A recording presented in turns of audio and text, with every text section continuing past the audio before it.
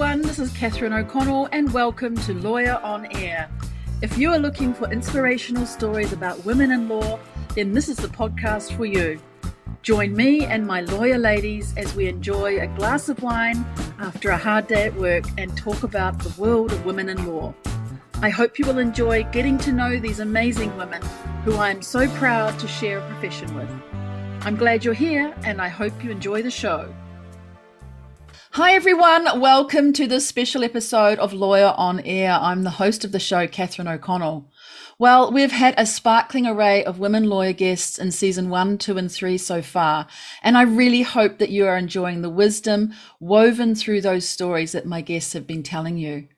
Women lawyers are my natural audience for the podcast, though in fact, many of my biggest followers and the people who engage with the podcast episodes are people who identify as men. 48% of listeners to this podcast are men. So this has been a real surprise for me, and I'm really thrilled that the voices you hear on Lawyer on Air are reaching the ears of male allies and male champions. Well, I couldn't really have asked for anything more than impact to go beyond what I envisaged for this podcast. And so now it's really clear to me that it's not only a podcast just for women. It's not a podcast just for women lawyers. It's clear to me that it's very much a draw card for male listeners as well. So this got me thinking about adding some more diversity, equity, and inclusion and inviting a sprinkling of male special guests onto the show. It's important that we do hear from these male champions and male allies in the legal community. And so today I have asked onto the show a managing partner of a large law firm in Tokyo, a firm that, well, unplanned by myself, has turned out to be the employer and past employer of several of the women guests you've heard on the show so far. So listeners, today I'm really pleased to be joined by Matthias Voss, who is the managing partner of Tokyo and Seoul offices of Allen & Overy. Matthias's practice covers the whole range of energy, natural resources, and infrastructure work. He's got 20 years experience advising Japanese, Korean, Chinese, and other international sponsors and financiers on their investments and commercial and finance arrangements. He is consistently recognized as an expert in his field. He's ranked by Chambers in Band 1 in Japan for projects in energy, Band 1 in Korea for projects in infrastructure, and named as a leading individual by Legal 500 Asia Pacific for banking and finance in Japan, and that's across all the international firms. Matthias also heads A&O's Global Hydrogen Interest Group, which is an internal focus group bringing together know-how across different practices and offices from around A&O's global network. And by that way, he's connecting over 200 lawyers from more than 30 offices. Energy transition is an area that Matthias tells me he's got a particular passion about, and he dedicates a significant amount of his time in the firm with these kinds of initiatives to help share insights on energy transition to clients and at industry events, and in authoring several thought leadership pieces on the commercial and legal impact of various energy transition developments on business. Matthias has been with Allen & Overy all his working life as a lawyer, joining them as an associate in 1997. Matthias has been in Japan for over 9 years and managing partner in Tokyo for just on 5 years. Prior to coming to Japan in 2013, he was the managing partner of A&O's Beijing office, where he built out the China energy practice, and also having worked in their offices in Shanghai, London, and Paris. He's also worked no, you haven't. See what happens? I might have, you never know. This is what happens. He also leads the team in Tokyo, Seoul, and Matthias speaks English, Mandarin, French, German, and some Japanese. And I just know recently that he loves music, mostly classical, R&B, and jazz, and he's confessed to me that he's a total chocolate addict. Ah, yes, we are chocolate kindred spirits. So let's get into it. I'm really, really pleased to bring you Matthias as my special guest today. Matthias, welcome to the show. Catherine, thank you so much for having me. I feel particularly honored also because it's very rare that a middle-aged white male is invited on a show for diversity reasons. So I think that's that's a first for me. But as you said, I think you've already had some perspectives from some of our female talent in the office over the past podcasts. And I'm very pleased to be here today, sort of to maybe add a bit of a white male perspective on the whole thing. Fantastic. Thank you so much. And it is really quite ironic, isn't it, that is the diversity factor we're bringing today, but it's very important. And the very first important question I want to ask you is the question I ask all of my women lawyer guests. And that is, if we were meeting up in person, as we actually did by coincidence the other day when we met each other in the supermarket. But this time, if we were going out after work, where would we go? A favorite wine bar or restaurant or cafe that you like to go to? And what would you choose from the menu?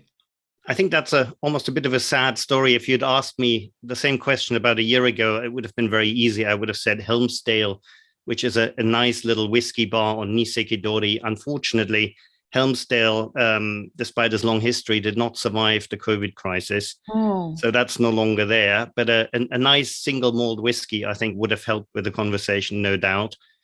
But I do like my wine as well, as those who know me know quite well. So I think these days, maybe I would suggest a place called Bunon, which is a slightly eclectic Japanese restaurant near Nishiazabu Crossing.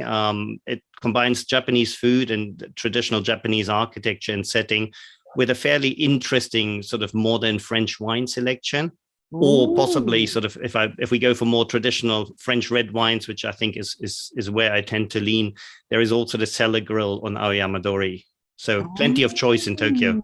Very nice. Bunon. Now, okay, you just said Nishiazabu Crossing. So that is very close to me. And I've lived here a little while and I still don't know that place. So I really would love to meet up with you there soon because I don't know where it is. No, absolutely. I'm very happy to introduce you. That would be fun. Wow. I mean, goodness, you've been in Tokyo market for a long, long time. What brought you here, Matthias? What was the reason you came to Tokyo? And why have you stayed here? This could be a very long story potentially, but this is not my first time in Japan, but it's probably worth going back a little bit further. I never actually really planned on being a lawyer, which is, full and frank disclosure, not what I told Alan and Nuri when I interviewed with him. But the reality is I did my undergraduate studies in Chinese sinology, which in those days and in Germany where I did that included a fair element of Japanese studies as well. I then spent a few years living and working in Taiwan as part of my postgraduate studies. But the introduction to law and the real introduction to Japan actually came through a very close Japanese friend who I met during my postgraduate studies in the UK. And as a result of that, just to keep it reasonably brief, I had the opportunity to spend 1 year as a Kinkyuin, as a research fellow at the University of Tokyo, at the Faculty of Law, doing research into sociology of law back in 94, 95. So that was a very interesting time. I also visited the Tokyo office in those days, Allen and Overy Tokyo office, which was a very different operation from what it is now. But maybe we can come back to that. I then joined Allen and Overy in earnest in London and spent time, as you've mentioned, in Paris, Shanghai, Beijing, partly on the back of my Chinese background, spent 10 years in mainland China before the opportunity arose in 2013, finally to come back to Japan. It may be worth just mentioning, sort of to close this off, is I think one of the reasons why I did go into law was really that firms like Allen and Overy and the range of international offices and the ability to move between these offices and experience different countries was, for me, really one of the major attractions of going into law in the first place.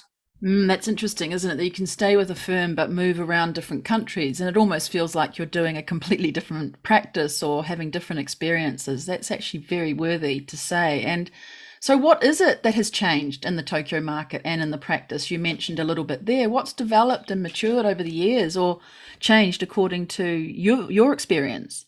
Well, I think going back to my first experience in the early and mid 1990s, Japan has become much more international and global minded. That's the ease in which foreigners can operate here. I think it's the business and the way in which business is conducted. So I think Japan actually has come a long, long way, as you would imagine, of a country that's the third biggest economy in the world and hosting some of the most active players globally. So I think from my perspective, what has changed is that I think law firms like us, we used to have a small office in Jimbocho on top of a bookshop. Now we obviously have a much wider and much more varied offering and operation here in Tokyo. And that really reflects also how Japan has changed. It reflects the massive flow of outbound investments that's going from Japan into the rest of the world, and in many cases into jurisdictions where we have offices, where we therefore also have plenty of opportunities and synergies. I mean, a good example here is the US, for instance, where I believe Japan is probably year on year one of the largest, if not the largest, FDI investors. And it's a huge development area for us. We've been building up our US practice over the last few years, as you might have seen. We've just opened our 5th office there. So Japan is just a fantastic place for lawyers like me and others just to connect Japan and Japanese clients with the rest of the world and the network. Tell me more about that. Why is it really great for lawyers to come to Tokyo and work here? What is it about the Tokyo market?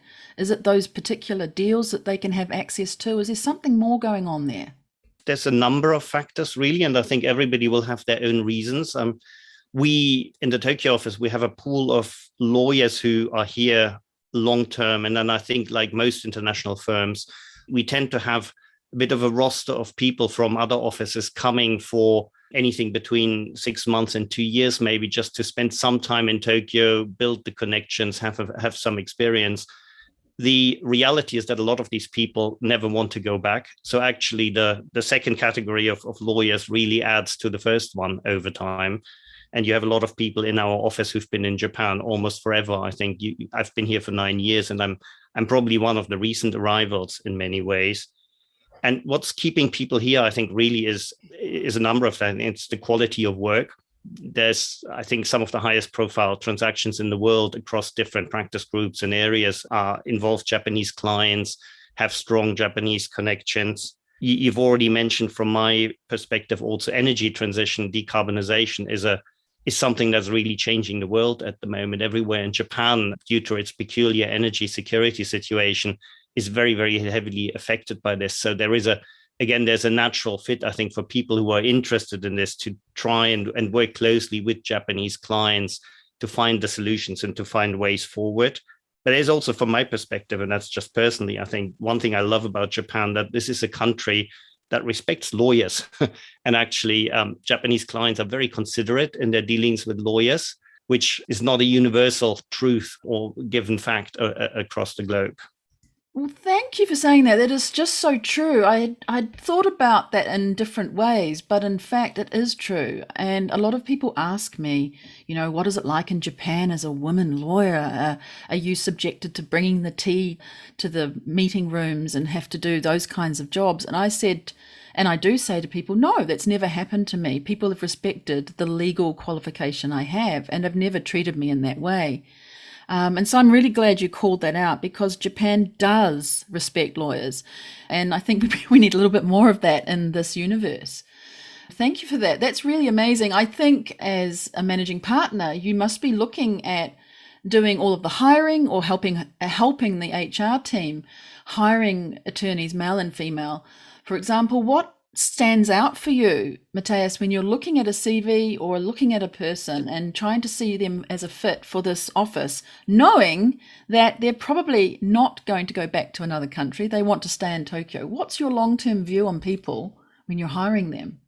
It's definitely a long-term view, and I think that's not just in the Tokyo office. I think in all the offices that I've ever worked in, I think the view was always that recruitment was done with a view to finding the talent that we thought would make it all the way to partnership, potentially. Not everybody has to, but I think that there is a much more long-term vision. We're not looking for worker bees. I think we're looking for genuine team members, and I can add a bit more color on that sort of as we discuss. But what am I looking out for? I think the starting point is when receiving CVs in an office like Tokyo. I think it's a bit easier than, say, in the much larger offices like London or New York.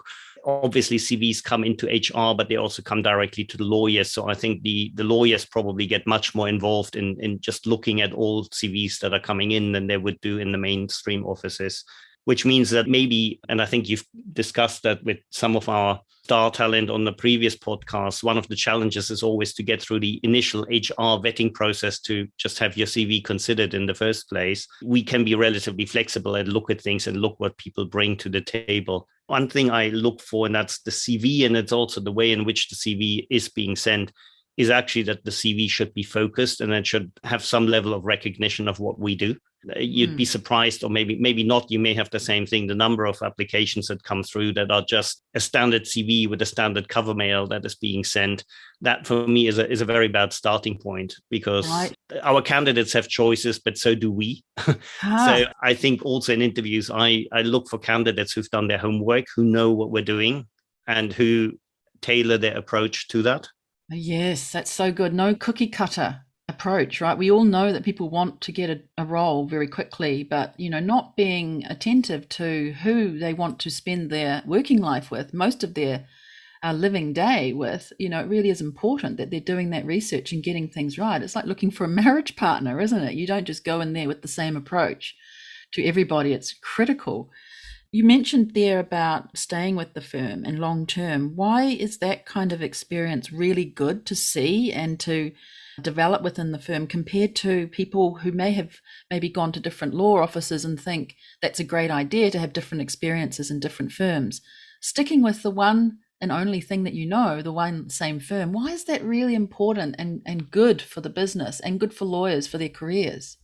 I would probably be a bit less dogmatic. I think there are different reasons why people might move. I agree with one of your previous interviews who said it shouldn't be about the money in the short run. And I fully agree with this, because firms like Allen and Overy are, and there's no denying it, they're high performance cultures. So you work very hard, but at the same time also, I think there's, for me, a very important side as to I want to like the people I work with. I want to like the culture. I want to feel that I actually want to stay and work here. And that's, for me, that's one of the reasons why I've been with A&O for all these years. It's not for want of alternatives, but I've always been very privileged and very lucky to work with people who genuinely care, who have a real team and collaborative spirit, and who pull together in a way that actually makes it fun being in the office, even when the hours sometimes are longer. From my perspective, there is, and everybody looks at this differently. I think I look at every CV afresh. So people may have had good reasons for moving around, and that often might make sense and may actually also be right for us in terms of background. What I really look for in people is a sense of curiosity. It's an open-mindedness and flexibility, because we live in a fast-changing world. And I really look for people who are willing to adapt, who are willing to listen, who are willing to change. And that's important for the team. And it's also important for client connections. Those are really, really important points. And you've just said nothing to do with how good they are as a lawyer. You've said nothing about what their grades are.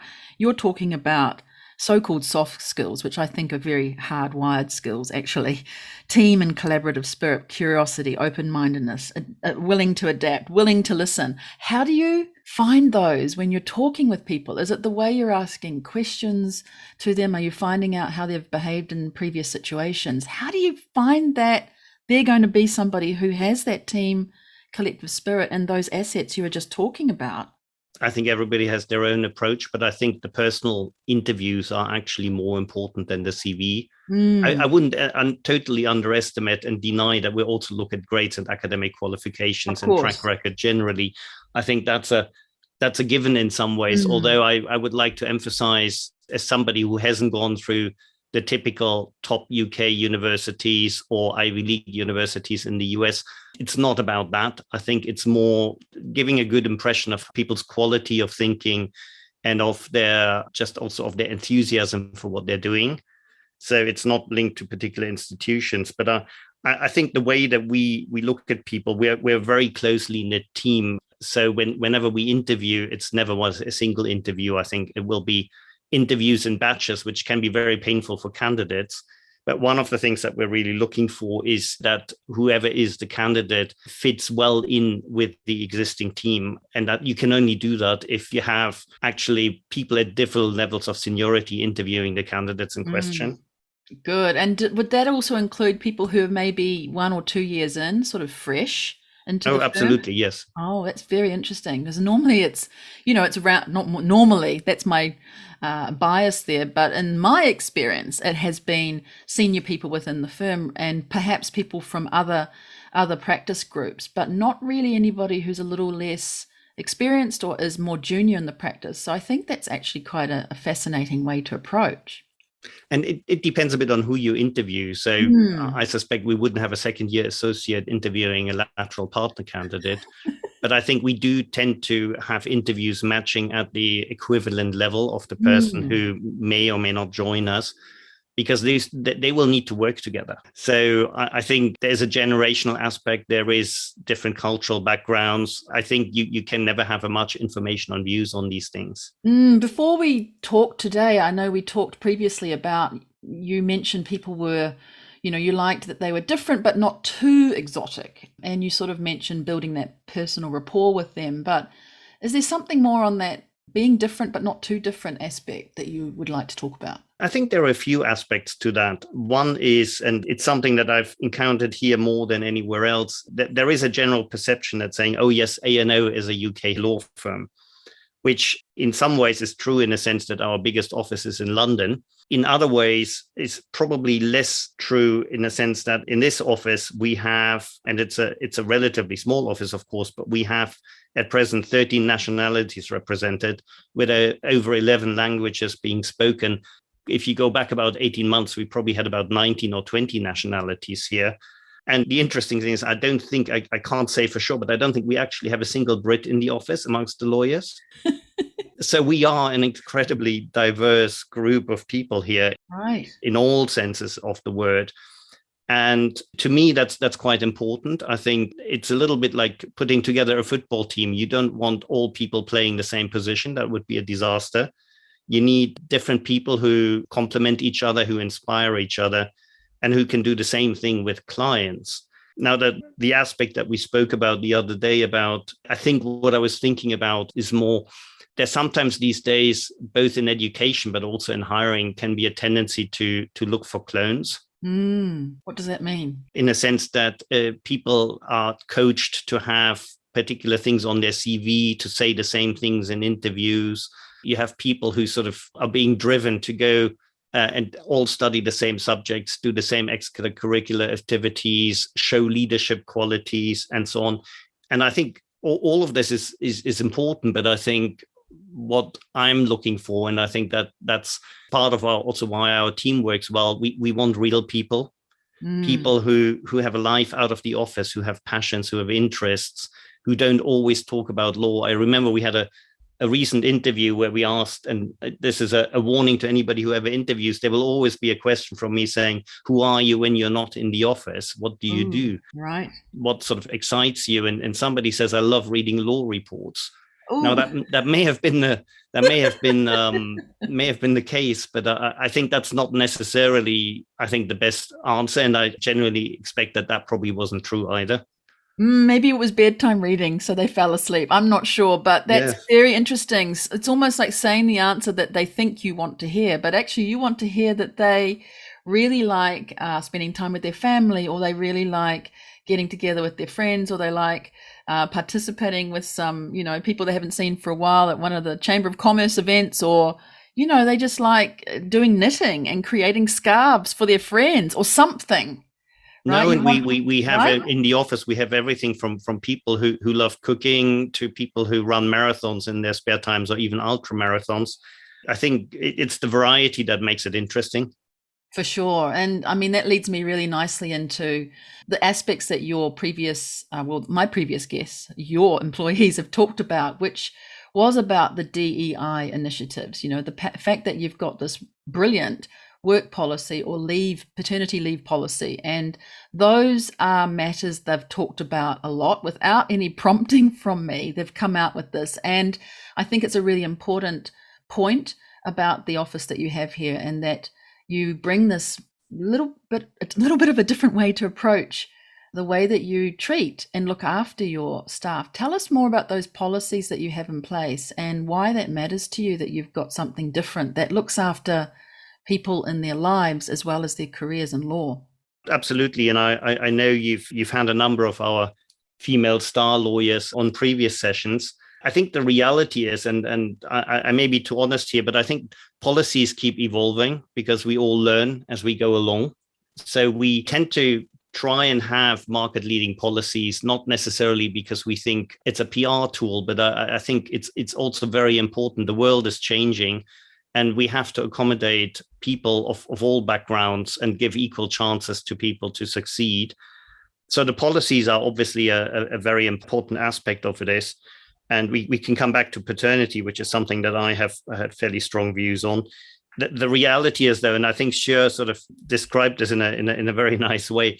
Once you have the policy, you then actually also need to test whether it works.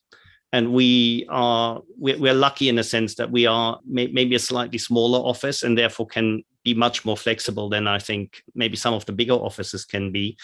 But the process for me has always been over the last few years actually to take all these policies, to test them, and to sit down with the people who will benefit from these policies or suffer, as the case may be, and actually sit down together with them and work through what we can do better, how we can adapt.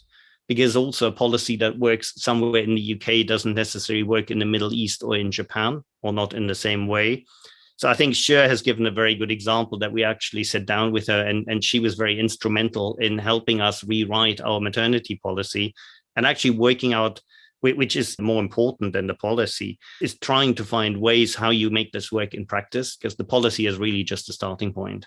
Yes, you're talking about Shui Wang, who was one of our guests, and she was really the one that inspired me to want to speak with you, Matthias, because of this policy. Do tell me more then about that paternity, because it's a passion of yours. I can very well tell. And also, the situation in Japan is that not many men take paternity leave. And I think you changed things up on that. Let's say we have started changing on it. So we have improved the paternity policy. I think from my perspective as a firm and also as an office, we can probably do more. And I think we should do more, because over all these years, I think one of the things that at least has become obvious to me is that it's systemic issues that are holding female talent back. And the systemic issues cannot be resolved just by focusing on the women. And I think that's actually, in some ways, sometimes it's a bit lazy, sort of, and it also shifts responsibility from men to women. And a good example, people with the best intentions of the world sometimes will ask women who come back from maternity leave, so sort of, what do you want to do going forward? That's a question that's probably never posed to a man, even coming back from paternity leave. And it demonstrates a mindset that I think needs to dramatically change. And I don't think Japan is probably not a leader when it comes to paternity leave and so on. But I think if we're entirely honest, I think there's many parts in the world that are struggling with this. From my perspective, I think at the moment, the burden of making family life and work life work in combination almost always falls onto the woman in the relationship. And I think that's where I think we need to do more, also just to encourage fathers to take leave, to allow women who have careers to go back and do exactly as the male colleagues would do. From my perspective, and I'm maybe I'm not a good example because I'm the wrong generation for this in some ways, but the male population within law firms actually has a role to play, and the male partners and the male associates should be as much role models for women to look at as other women are. Really important. I know one of our previous guests who wasn't from your firm, but she mentioned it was only until she didn't know, but only until her visit to the US, and she saw that US partners and associates were taking paternity leave, that the penny dropped, that was actually possible. And she's now doing a lot of different work amongst that. It's sort of brought her back into Japan to do a little bit of a change there, and that was Naomi Koshi. But it's really interesting that you're saying that it's the male partners and associates also who need to be driving some of that change and taking the leave. So is that what you're encouraging then, is that the males in the firm are taking the leave? And this is across offices, not just Japan. taking paternity leave, and then others are seeing that role modeled in the firm. I think that's where I'd like to get to. I would be lying if I said we're quite there. I think these changes take time, but I think that's where we need to get to in Japan and more generally. I was very encouraged. Also, I'm sitting on the on our partnership selection committee that assesses partnership cases every year. It was very refreshing to see. I mean, as Cher would have described, also it was important for her, and it will be important for other female lawyers, is that you can take the maternity leave, and Cher is now on her second one, and it's not viewed in any way as something extraordinary or that is a disadvantage or so on. It's just a natural part of life, and people progress nonetheless. And it was, for me, it was very refreshing also in this year's process to have a male candidate in another office who was in many ways sort of probably the primary carer for two young twin children, whilst his wife, also a lawyer, was pursuing an equally high flying or high caliber legal career. And that was not in any way a stumbling block for his path to partnership. So I think a big part of this is actually also to persuade male lawyers that you can do this and it's not going to be held against you. Yeah, I think one thing over the pandemic was that some of the results that we had from sort of informal surveys of males was that they were really enjoying being home and looking after their children and being surrounded by their children, and wondering how they could, put that into their work practice when they went back to the office, shall we say. So I think there's a lot in there and more to be delved into, and perhaps at some time it'd be really wonderful to speak with that lawyer of yours as well, if he ever does get to a place where we can talk to him. That's really amazing. Anything else here then, Matthias, on this diversity and hiring aspects that we've been talking about so far? I think maybe 2 points. One is, and this is probably still on the diversity aspect that deals with gender. I think where I started was that policies are important, but actually I think it's the practicalities to get things right. And I think some of the things that we have introduced, one, I think you're probably aware of, we have a nanny service, an emergency nanny service, for instance, that is available. We also have, and I think that's working quite well, we have a two-way maternity coaching process. Interestingly, we haven't got that for paternity at the moment, I think. The idea there being is actually that women who go on maternity and the partners that they're working with or the team that they're working with actually going through a joint coaching process so that they find the solutions together, which I think has worked very well and has probably been an eye-opener more in this case, for the male colleagues who were being coached than the women also. But I think it's been a great sort of cooperative process to try and work out how to do things in practice, because the policies are good, but it needs to work in practice. And it's often the small things that are not in the policies that make life difficult or easy. Yes, I think Tommy and Sheree both talked about that and how they were quite fascinated that the coach can open their eyes to various things, but also just the coach was also surprised at things that, they were dealing with that they weren't aware of. So this is actually available for both males and females in the coaching program, taking paternity or maternity leave. But you're just saying maybe paternity's still got to be developed a little bit there. I think paternity's got a longer way to go in all respects. So when it's the coaching of the male person in the program, who is that? Is that the person who is left in the office who needs to cope with the person who's gone on leave, or where's that coming through? It's a little bit of that, and also in the case of an associate, for instance, it's also to make sure that we all have full of good intentions, but I think it's also become obvious over years that there are ways of thinking and maybe sort of tendencies that we all have grown up with that need to be reflected on and changed. So it would often be the partner who the female lawyer would report into, for instance, just to try and sit together and work through how this actually really works, and also to make sure that everyone's mindset is set towards just finding the practical solutions to make all this work in the best way. So you mentioned you had two things. Is that the practicalities of the gender aspect to get things right, and then the couple of examples you were giving there with the emergency nanny service and the maternity I think the other one was more around that. For me, obviously, the gender balance is an extremely important one, and we spend a huge amount of effort trying to do this all the way through people's career. And in the partnership selection process now, we have, as you might know, we have ambitious targets which I don't think we're quite hitting yet. I don't think any law firm really is, but it's important work. There's other aspects, both on the D and the E. And I think for me, social mobility, for instance, and just wider diversity is equally important. And there's a lot of work to be done. Overall, I think it's just a general reset of how people think. And I think that's been a big focus for us.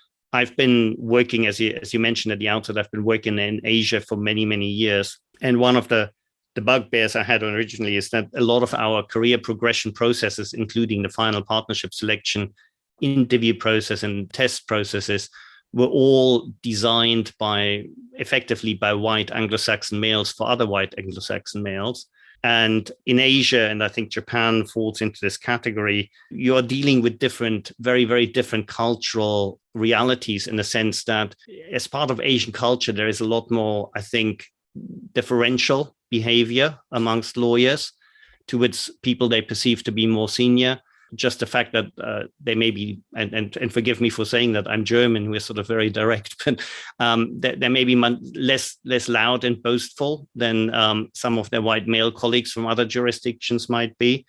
And those sort of characteristics don't necessarily always fit well into the processes that were designed for career progression that we started off with a few decades ago. So I've spent a lot of time over the years trying to adjust the understanding, both in recruitment and career progression, that when you put yourself into a position of a lawyer operating in Japan, you have the expectation that person operates perfectly fluent in English, can do all the things that an English or American lawyer would do.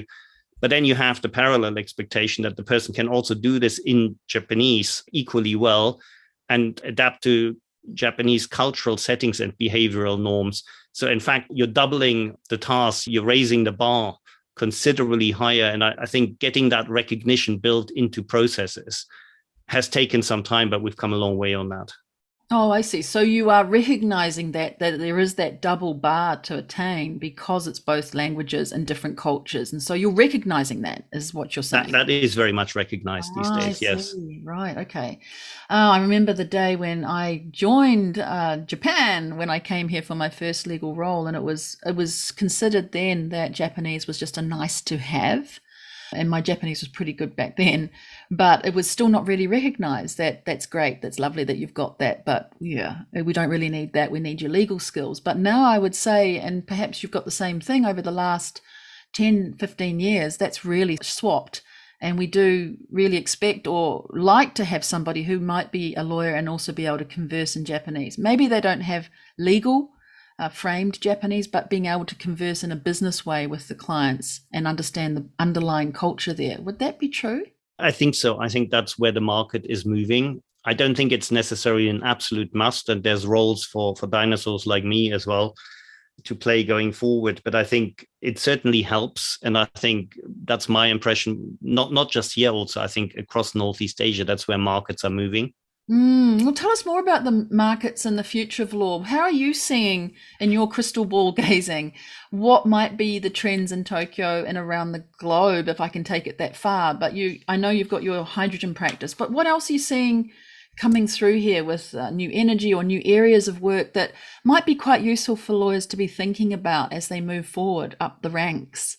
I think the market going forward is going to be quite an interesting one. I think we're coming out of, or hopefully coming out of 2 years of COVID slumber. And I think Asia, Northeast Asia, and I think Japan in particular also has, I think, maybe in some ways on the business side been suffering more than other parts of the world from this. I think companies' activities have been slow because people have not been able to travel. So the problem is, of course, now as we're coming out of that slumber with lots of energy, we're facing almost sort of untold uncertainties. We have an unspeakable war in Ukraine. There's probably, or at least there is a specter of global recession lurking ahead of us. So it's very difficult to say where the market is going to move. But from my perspective, that's actually, whilst these uncertainties are certainly uncomfortable, and they often have unfortunate results for many people, they also tend to create a need for lawyers who are flexible, who can adapt to new circumstances, and who have a platform that they can offer to clients to resolve all the uncertainties and try and find solutions. So uncertainty is not necessarily a bad thing for lawyers. I am reasonably optimistic, and at least for our operation, and I think probably other law firms as well, that there will be plenty of things to do, but I think the world will look different as we go forward, and that's the energy transition. That's the way legal tech has made progress over the last few years, and that in-house departments of clients have been adopting very different ways of working. And our ways of working have changed coming out of COVID. There were obviously challenges, but there are also lots of good things. I think flexible working and remote communications are far more normal now than they were 2 years ago. So I think those for the market going forward, I think that the winners will be those who can adapt and can pick the best of everything that's there, but also be very flexible and be there listening to clients needs, and are in a position to respond to those. What does that platform mean? A platform to offer clients to solve problems. How do people go about doing that? What's your advice? On a personal level, I think it's just building connections, really. And I think we're all, after 2 years of lockdown in some form or other, I think we're all hungry for personal contact, and that's clients, that's everyone. So advice for lawyers would be now just go out and meet people, listen to their stories. There's a lot to tell. But I think platform, when I referred to platform, I think that was partly also just to the fact saying, our clients' problems these days are rarely local. I think there are global problems that need to be tackled. And I think in terms of platform, firms like us, we have 40 offices around the world, and we have an extremely diverse team to support clients. I think firms like us are actually quite well placed because people need consistent advice. If you have big multinational Japanese companies, they will need advice in many different jurisdictions, and they need it coordinated, and they need to have it well thought through. And they're looking for people who are not just lawyers, but who are actually trusted advisors and who they can share strategic considerations with. So I think firms who can bring all of these things to the equation and have a pool of enthusiastic lawyers, I think there is a lot of opportunity going forward.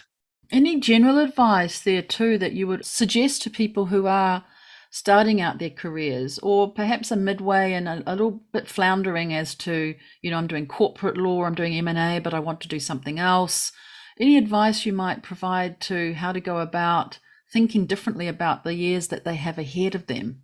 I think talk to clients, talk to the people you're working with, be open-minded and flexible. I think that would be my advice, because the world is changing rapidly. So what seemed like a good career path may not necessarily be the most promising thing going forward. Build up skills and expertise on the areas that will be on people's minds. So energy transition is one, legal tech may be another. I think these days probably people expect lawyers to be much more than just lawyers and to know more about the things that are on clients' minds. I think there's a general piece of advice probably for any lawyer. We're trained to talk and give advice. I think what lawyers could get much better at, and I see that everywhere, is probably just a simple ability to listen and to reflect on what people are telling you. It's a great thing. I was at an event last night where that was exactly brought up, is that lawyers need to learn how to actually stop and listen and not be thinking about their next question or what they want to say themselves, but be listening to what they're hearing from their clients and people around them. So I think— And it's difficult. Yeah, it is difficult, isn't it? Because you do know that you have to get through a certain amount of questions or cover everything before, you close off a call or a Zoom call or something. But listening is so vital. I really think that's an important piece of advice, and to be actively listening. Anything else there that you would say as advice that would be really, really important for people to keep in mind? And maybe you could draw on perhaps what is the best piece of advice that you've received yourself, Matthias, in your life, and perhaps the worst? I would say the very important aspect going forward is we've all been through a few very, very challenging years, both business-wise and personally. But I think personally, I don't know anyone who hasn't had to fight a whole range of new challenges over the last 2 years. It's been exhausting. My key advice going forward is work is very important, and we're all looking forward to work on big and exciting transactions, but life is bigger than that. Find your balance. It's a big focus for us around not just mental health is a sort of the nomen that this goes with, but it's everything from working practices to what do you do outside the office? How do you maintain a proper division between private life and office life when in fact you're online 24/7 at home? So I think it's really important both for individual lawyers, but also for firms to try and make sure that we get a real balance and that the fun bit of life doesn't get lost. I think working hard is great, but I think it's got to be fun as well. Yeah, and working hard at your fun, right? Working hard on fun. I love that. So your question for the worst and best advice, I think the worst advice I ever got was in my younger years when people were telling me, don't waste time. You need to have a clear vision of your career and everything you do needs to fit into that vision. I think very few people in their young years have that or could possibly even have that. And you just feel trapped afterwards. That goes hand in hand with the best advice, which was from my old granny who was in her 80s at the time, which was really just go and follow your instincts. If you make a mistake, you learn from your mistakes. Oh, I love your granny. It's so true. I mean, I had no idea. 5-year plan, 10-year plan, 1-year plan was probably, even that was something I couldn't accomplish. It just doesn't happen, does it? This vision of what you are. And if you look back and think about careers, or if I look back at mine, I don't see it that I could ever have had that as a vision. There's no way. But I love your granny. Take it with your instincts. That's so amazing. Oh dear. Okay. Well, we are getting to the close, Matthias, as we are getting very, very towards the end. I did want to ask you what you're actually thinking about personally for 2022. And it sounds like to me that you are also thinking about this mental health, maintaining that division, having fun, ramping that up in your life, as well as being focused on your work. But in particular, what would you be thinking about for 2022, the remainder? And maybe there's some inspiration to share with lawyers as they plan out their rest of the year. It goes back to saying, I think we have to be role models, but there's also a very selfish aspect to it. I want to reconnect with all my friends around the world. I want to properly reconnect with all of my clients. I want to talk with them about business, but also about their personal experiences. One of the things that I think for me is very important, as you know, sort of I'm heading up our hydrogen interest group and the whole energy transition. I think it's important to keep promoting this to help clients and also just a general understanding to develop further in terms of thinking and how things can be implemented. So I think conferences, clients, thought leadership pieces, all of these are really, really important. But I must also say I'm absolutely determined for the rest of the year to actually have a lot of fun, to drink my wine when appropriate. I will find another whiskey bar. Yes, we don't talk about the chocolate. I think that's a slippery slope. There is a cool whiskey bar in Omotesando. It's built like a library. Have you been there? Probably not. It sounds like we really should compare notes on some of these places. Yes. It's like a library and all the bottles are laid out like a library. It's really amazing. I'll give you the information later and anyone else who would like that. But is there anything then that your firm is doing for the rest of the year that you like to share with the legal community so that they might be involved? I think we are continuing, I think, especially in terms of client engagement. I think you will see us in a lot of conferences and similar initiatives going forward. I also hope that obviously over the last few years, the LAN galas and things like that have suffered and were online. So I hope that these sort of activities will come back to life as real people events going forward. But I think we also have internally as a firm, I think we've got a lot of work to do. We've just made up 39 new partners, including our own Taro Nakashima here in Tokyo. We had a good percentage, a better percentage than before of female talent, but there's more to do. But I'm really encouraged. We've also made up 57 councils, and the ratio looks much better. It's over 50% of those are women. And as you know, sort of we have some leading female talent here in Tokyo.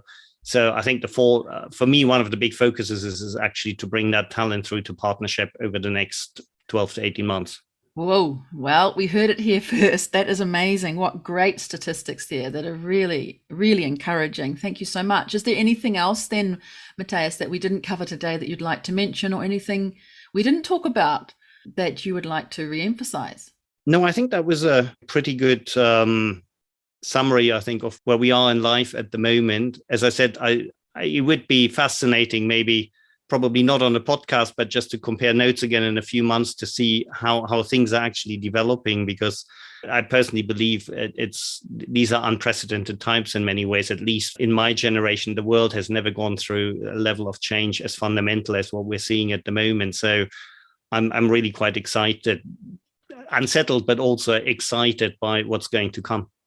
Love it. Thank you so much. That's wonderful. Well, thank you, Matthias. We have come to the end of this very special episode with you. I really thank you for giving your time today.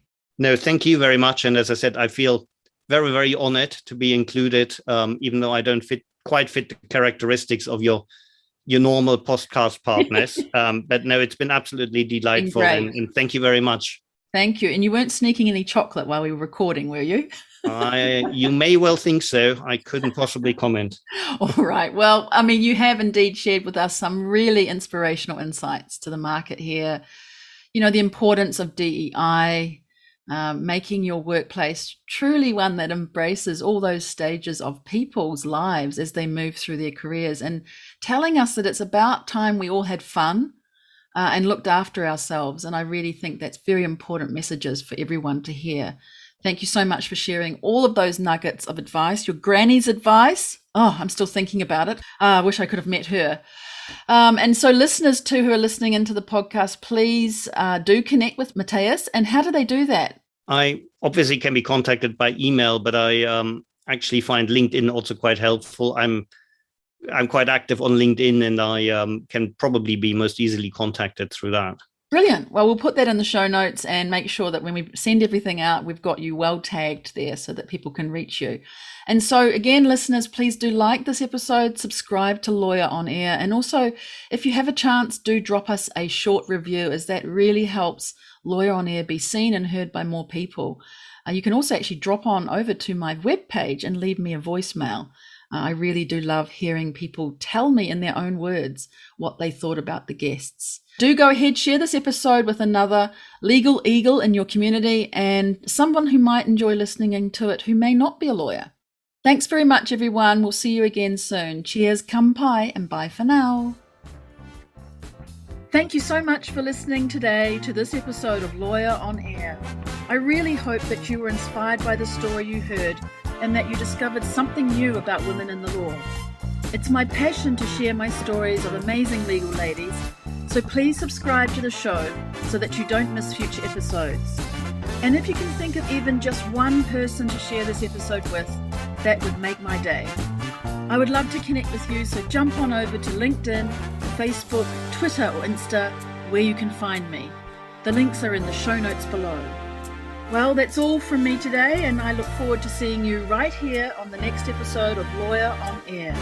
Cheers, kampai, and bye for now.